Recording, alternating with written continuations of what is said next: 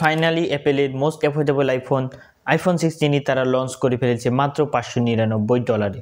$599 আবার most affordable.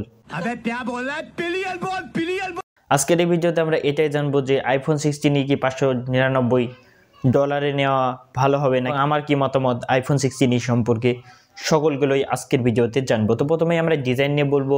তো ডিজাইনটা এখানে খুবই সিম্পল করেছে তারা। এখানে ওল্ড যে আইফোনগুলো ছিল তাদের মতন করে এখানে ব্যাক প্যানেল থেকে দেখে মনে হচ্ছে ডিজাইন, আর ফ্রন্ট সাইড থেকে দেখতে আইফোন 14-এর যে বেস ভেরিয়েন্ট তাদের মতন লাগছে। এখানে তারা নচ দিয়েছে বিশ্রী, তো এখানে তারা যদি ডাইনামিক আইল্যান্ড দিত তাহলে এখানে ভালো হতো, কিন্তু এখানে তারা অ্যাকশন বাটন অ্যাড করেছে, যেটা ভালো বিষয়। আমরা বিভিন্ন লিক থেকে জানতে পারছিলাম যে এখানে অ্যালার্ট স্লাইডার থাকবে, অ্যাকশন বাটন থাকবে না, তো এটি ভালো বিষয় রয়েছে। ডিসপ্লে এখানে আপনারা পাচ্ছেন 6.1 inch super retina XDR OLED 60 হার্জের রিফ্রেশ রেট। এই 2025 সালে এসে 60 হার্জের ডিসপ্লে, তারপর আবার 599 এই প্রাইস রেঞ্জের ভিতরে। এটা আসলে অ্যাপেলই পারে, আর কোনো ব্র্যান্ড পারে না এই বাজেটের ভিতরে 60 হার্জ দিতে। সিরামিক শিল্ডের গ্লাসের প্রোটেকশন পাচ্ছেন আপনারা 16E-তে। কিন্তু 16E যে হাইলাইটিং বিষয় সেটি হলো পারফরমেন্স পার্টে, যেটা অ্যাপেল তাদের লঞ্চ ইভেন্টেও করেছে। তারা বলছে এখানে তারা লেটেস্ট বায়োনিক A18 চিপসেট দিয়েছে, কিন্তু এটি পুরোপুরি সত্য না। এখানে আইফোন 16-তে আপনারা যে অ্যাপেল বায়োনিক A18 চিপসেট পাবেন এবং 16E-তে যেটা পাবেন সেটা আসলে সেম না, এখানে কিছুটা পার্থক্য রয়েছে। 16 এখানে ছিল 5 কোর জিপিইউ এবং 16E-তে তারা 4 কোর জিপিইউ দিয়েছে, যেটা তাদের লঞ্চ ইভেন্টে তারা ক্লিয়ার করে বলেনি, কিন্তু তাদের ওয়েবসাইটে এটাই ক্লিয়ার করে দেওয়া রয়েছে।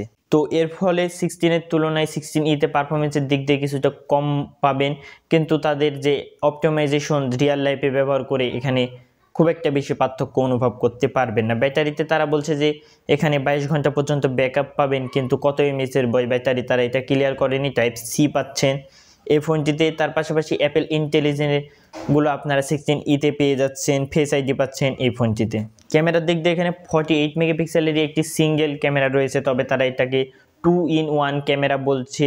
এখানে আপনারা 2x জুম করে ছবি তুলতে পারবেন, সেটা হবে আসলে ডিজিটালি। 12 মেগাপিক্সেলের এখানে সেলফি দিচ্ছে, 4K সর্বোচ্চ 60 fps ভিডিও শ্যুট করতে পারবেন, তার থেকে বেশি কিছু না। এবং নতুন যে বিষয়টি 16E-তে অ্যাড হয়েছে সেটি হলো তাদের অ্যাপেলের নিজস্ব মডেম 5G তারা এই প্রথম ব্যবহার করেছে এই ফোনটিতে। তো মোটামুটি এ সকল বিষয়গুলো আপনারা 16E-তে পেয়ে যাবেন। তো এখানে আমার মতামত বা কনক্লুশনে চলে এলে, বর্তমান সময়ে 128GB ভ্যারিয়েন্টের আইফোন নিলে আপনাদের ভবিষ্যতে স্টোরেজ জনিত সমস্যা হতে পারে।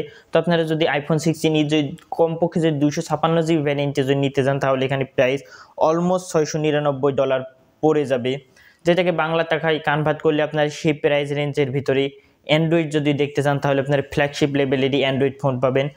আর যদি আইফোনই কিনতে চান, আইফোন 15 বা কিছুটা টাকা বাড়িয়ে যদি আপনারা 16 কিনেন তখন আসলে বেটার হবে। অথবা যদি আপনারা কিছুদিন ওয়েট করেন এই ফোনটি লঞ্চ হওয়ার 3 থেকে 4 মাস পর গিয়ে যখন দামটি কমে যাবে, তখন যদি একটি ভ্যালু ফর বা এখানে ভালো প্রাইস রেঞ্জের ভিতরে যদি 16E পাওয়া যায় তখন আপনারা কিনতে পারেন। তো আপনার কি মতামত আইফোন 16E সম্পর্কে কমেন্ট করে জানাবেন। ভিডিওটি ভালো লাগলে লাইক, কমেন্ট, শেয়ার, সাবস্ক্রাইব করা ভুলবেন না। এরকম ভিডিও দেখতে সাবস্ক্রাইব করে আমাদের পাশে থাকবেন। দেখার জন্য কোনো ভিডিওতে ভালো থাকবেন, সুস্থ থাকবেন। আল্লাহ হাফেজ।